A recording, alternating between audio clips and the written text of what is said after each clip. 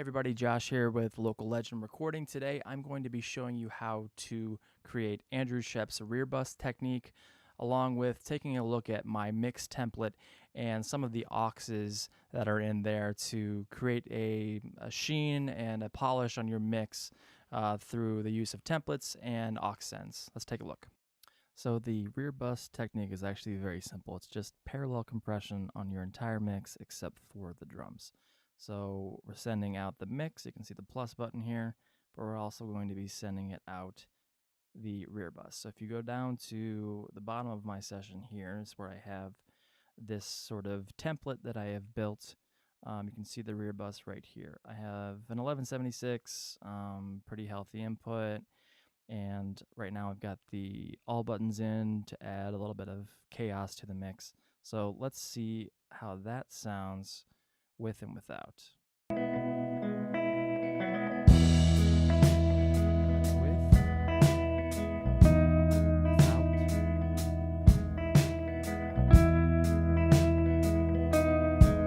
So you can kind of hear things come forward in the mix that are leading the arrangement at the particular time, because everything is being sent to this compression scheme here. So whatever is kind of leading the charge is going to be accentuated and given that more, energy, which is what makes it kind of a cool technique. And then obviously you can see here, I have this tucked, pretty low in the mix, so I can kind of, dial it up or dial it back, but that feels about right for me. So this technique kind of gave me the inspiration and idea to sort of get my sessions, more organized and create this template so that I don't have to take so much time kind of thinking about each particular mix, about, what auxes do I want to add, and where I can just, basically just throw things at the auxes that I've got created in my template. So I'll just go down this template and we'll kind of take a look at a couple of these techniques. So the first one is just a wide channel. It's great for vocals. Essentially anything that's mono, send into this H910 and we get the wideness, and it just sort of makes everything sound a bit bigger. It's great for choruses, perfect for vocals. The next one is a dirt channel. Essentially I use this Devil Lock, which is an insanely great plugin. Very simple but super usable. And I have everything cranked up to 10 basically. I want it to be dark and crunchy and super compressed so that it kind of adds a little bit of sustain to whatever I'm sending it. Usually that's guitars, so let's take a look at a guitar line that I want to accentuate right around here.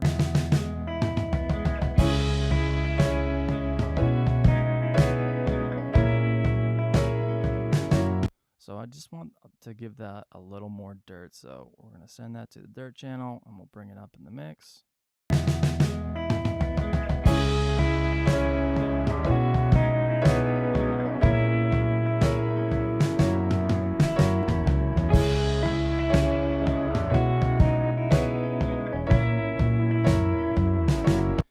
So a pretty obvious difference. You can hear a lot more sustain coming out of that guitar, and you can pick whatever mic you want to, accentuate it or send it from a bus, whatever. But you get the sustain, you get a little more thickness out of the guitar, so it sounds almost as if it's doubled in a way. But it just sort of thickens up the arrangement at the time. So works great for that application. Then we have the rear bus. The next one I use pretty frequently is this sparkle channel. So essentially what I've done is just high passed up to a pretty extreme frequency here, up to about 2K, and then have put it through some upper harmonics plugin here, this Clariphonic parallel equalizer, that just kind of adds sparkle to a lot of things. So I have it on the on the MS mode, and I have just sort of cranked up the sides here. So we've got a piano here that is a little bit dull, so I want to kind of accentuate it a little bit. Sounds like this to start.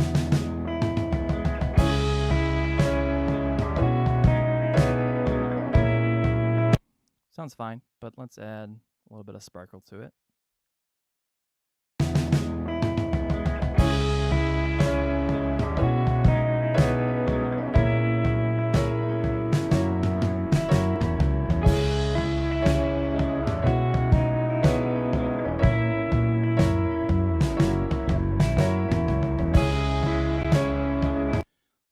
let's just solo that up so we can kind of hear what it's doing.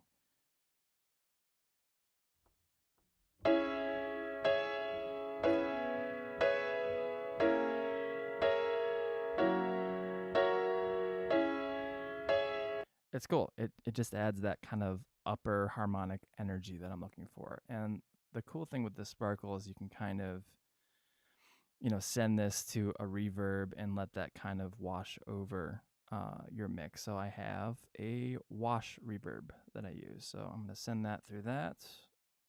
Bring it up here.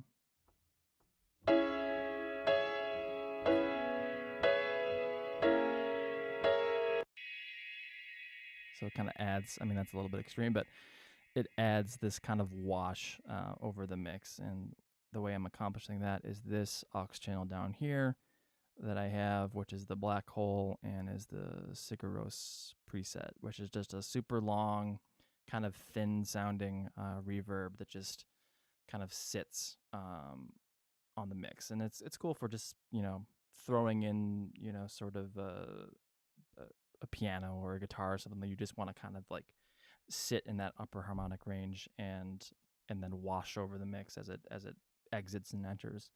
So the next one I have is this grit. So I use that a lot for snare. So let's see what that can sound like.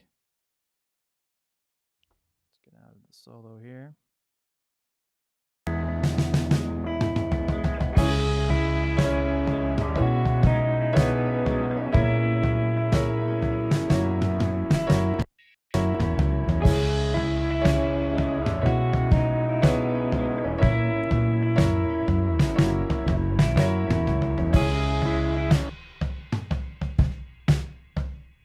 So that is, let's bring it up on the mix just a tad.